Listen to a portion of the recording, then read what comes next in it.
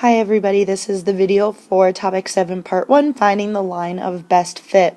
So what is the line of best fit? It's also called a trend line, and it is a straight line that best represents the data on a scatter plot. So when we have a scatter plot, one line isn't going to touch all of those points. So the line of best fit is the one that best represents the data. So if we look at below, it says which of the graphs represent the line of best fit. So if we go through A, B, and C, well, the first thing we want to know is we want to have the equal number of points above as below the line. That's our goal. We want to go through as many points as possible with about the same number above and below. So if I look at B, I'm going to eliminate it because, one, it doesn't really follow the trend at all. There is about equal number of points above and below, but it doesn't look like it best represents the data. It doesn't go through that many points. It only hits about 2 of them, and the slope looks all wrong. Then if we look at A, we can see that the line sort of represents the data. It looks like it goes. It's positive, has a positive slope, but if we look at above and below, we've got 5 above and way more than 5 below. So I'm going to back it up before I pick C based on process of elimination, but just talk about it. So see, that line touches 4 of those points, so that's good.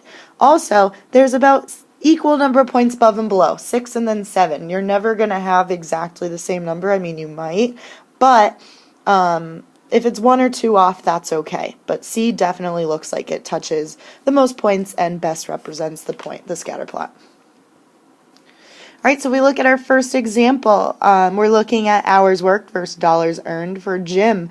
Number 1 says how many dollars did Jim earn for working 5 hours. So if we look at the bottom of that graph, that's where our hours are. So we want to figure out where does the line touch when the hours is 5. That looks like it's touching at about 48 on the dollars. So $48. Again, that's that y-axis. So that point that is touching the hour 5 has a y value of 48, so it's 48 bucks. Number 2, using our line of best fit, predict how many dollars Jim will earn for working 10 hours. So we're going to do the same thing we did with number 1, but look at 10 hours worked on that x-axis. So there is no scatter plot point, but our line of best fit does touch there, and it touches just about at that 72 mark. So we can use 72 again. It doesn't have to be perfectly accurate, but you know, that one touches pretty much exactly on the intersection of 72 and 10, so we'll stay at 72. Just use your best estimate.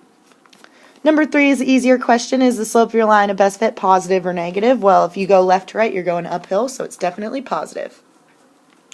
And according to the line of best fit, when Jim's hours increase by 5, how much do his earnings increase? So if I look at question 1 and 2, that goes from 5 hours to 10 hours. So I can use those two values because the hours increase by 5. 5 to 10 is 5 more hours. So I'm going to take that 72 and that 48 that I used, and the difference is $24. So we see a $24 increase from 5 hours worked to 10 hours worked. We could use from 0 to 5, from 1 to 6, but because we already had those points picked out, it's much faster to do it this way. So from $48 to $72, we saw $24 increase. And I don't know what that just was, but ignore it. Alright, our next problem is multiple choice. So it's asking us to identify the equation of the line of best fit. So we can go through a couple steps so that we don't actually have to calculate using 2 points. We might have to, but we'll see if we can come a little bit closer. So what is the equation of the line of best fit? First thing we want to do is eliminate the incorrect y-intercept. So if we look at all of those, we can't do that for this problem because all the y-intercepts for A, B, C, and D are the same. So we can't eliminate based on y-intercepts, but sometimes you will be able to. Next, we're going to eliminate the slope based on positive versus negative. So because this line is going downhill from left to right, it has to have a negative slope. So we can eliminate B, and we can eliminate D because both of those lines had a positive slope. Now that we have it down to 2, we must go to a third step, which is to choose 2 points on the line of best fit and calculate the slope. So again, it doesn't have to be 2 of those scatter plot points, just 2 points on that red line of best fit. So I'm going to pick 2, 120 and 6, 20. Now I'm going to calculate the slope between these 2 points using my slope formula. When I do this, I end up getting 100 over negative 4, which is negative 25. And that is exactly the slope for part A. But my last step is to choose the slope closest, because sometimes the 2 points you pick don't get you exactly what you see in the answer, so you just pick the one closest, and 25 and 5 over 8 aren't even close. So for us, we got exactly negative 25, but you always just choose the slope that's closest to the one you calculated. Alright, so here are the directions to actually do your own line of best fit. We're going to go through these steps on the next slide. There's nothing you need to write down on this one. Alright, part A, draw a scatter plot of the data and draw the line of best fit. So the first thing I'm going to do is figure out, okay, well, my study hours is going to be X, my grade is Y, now I need to make a scale.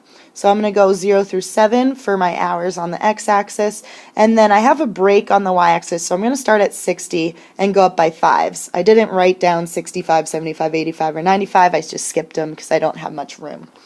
So now let's go ahead and plot the points. So there's 384, and I'm just going to go through quickly and plot the rest of them. You can pause the video if you need time to do this. So now we can do part B. What is the equation for the line of best fit? Well, first we need to draw it. Remember, we want equal number of points above and below, and want to go through as many points as possible. So I think what I drew looks pretty good. I've got 3 above and 2 below, and it goes through 2 of those points. So looks pretty good to me. Now let's find the equation. So first we need to select 2 points on that green line. So I'm going to pick 170, and then I'm going to pick 380 because it crosses nicely at that line, so I can choose nice numbers. I could have picked the one at 592 if I wanted to, but remember, it doesn't have to be an actual scatter plot point, just a point on the line you drew. So 380 seems like much easier number to work with. Now I'll calculate the slope, and I got 5.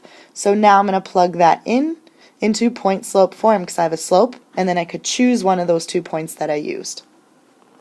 If I wanted to change it to slope intercept form, I would have gotten 5x plus 65. And that's a little bit easier in slope intercept form to use when we're plugging in values for the rest of this problem.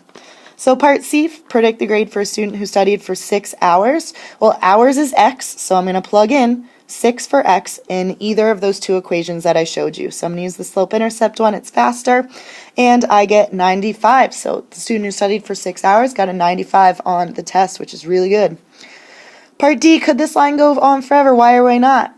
Well, no, because you can't study for an infinite number of hours. What if your test is tomorrow? You can't study for more than 24 hours because, one, you got to go to sleep, you got to go to school and your other classes, but also you really can't get above 100 on a test. And sometimes, yes, there's extra credit, but you're not going to get 180% or 300% on a test. It's just not realistic. All right, go ahead and do the U-tries on this page and on the next one, and you will be finished for tonight's homework. Thank you for listening.